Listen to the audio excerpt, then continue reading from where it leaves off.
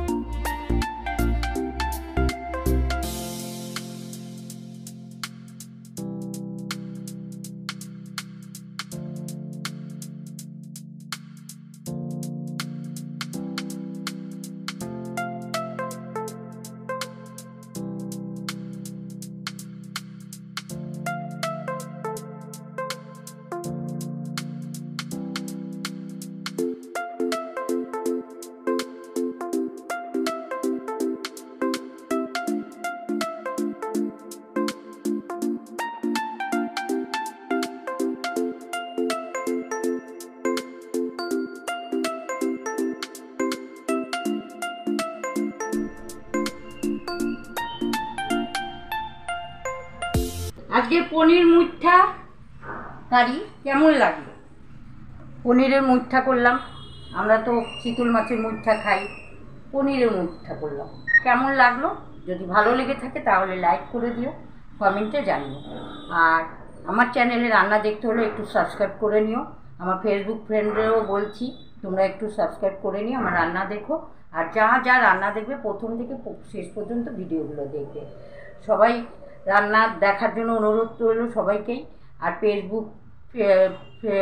ফেসবুকে পেজটা একটু ফলো করো। আমি লাইভে আসি 7টা থেকে 8:30 9টার মধ্যে। যাই হোক, সবাইকেই বলছি ভালো থেকো, সুস্থ থেকো, সাবধানে থেকো।